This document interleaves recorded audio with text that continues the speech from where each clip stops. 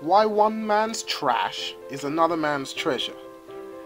When I started out in my early days as a marketing consultant, I used to come across one word which always set about convulsions in my body. This word was value. I just could never figure out how or what it really meant. Objectively, it just seemed like everyone and their cousin had a different definition for it. The dictionary has a definition for it. In fact, it has a few.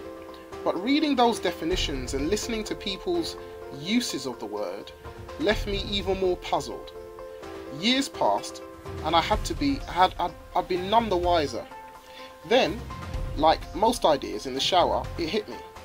I dropped my bar of soap in all the excitement, and with water in my eyes, I stumbled out of the shower and sprinted over to my desk in my study to scribble the answer down before I lost it. Value is in the eye of the beholder. That's it. This is why the definition of value was so hard to pin down. It is an objective component, but it has an even larger emotional component. Allow me to explain. What if I told you there are only 4 basic levels of value? This is the objective part. Let's take a car for example. Right now, you will have an image of a car. You'll have a car in your mind which you consider is a normal car.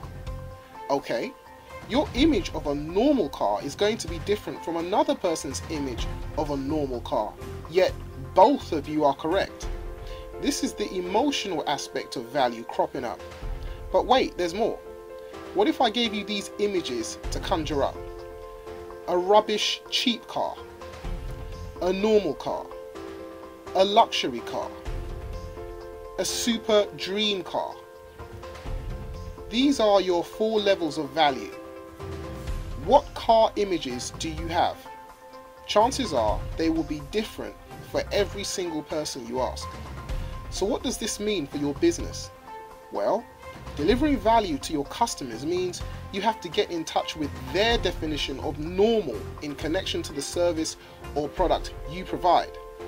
What are their normal expectations for your product or service?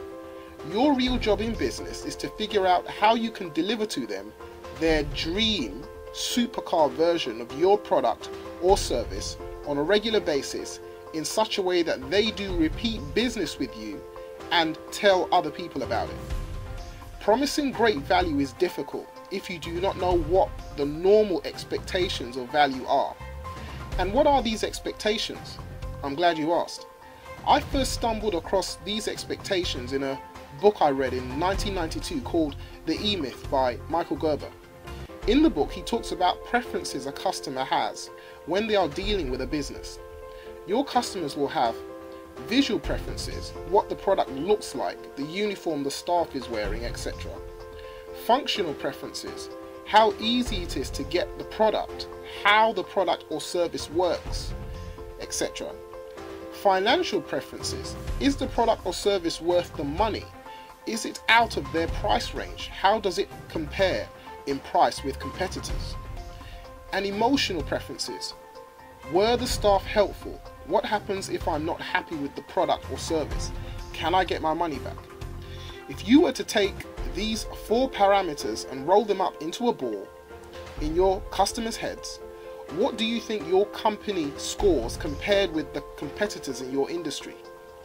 These expectations or preferences at least give you a more objective benchmark for assessing the value proposition you have for your customers.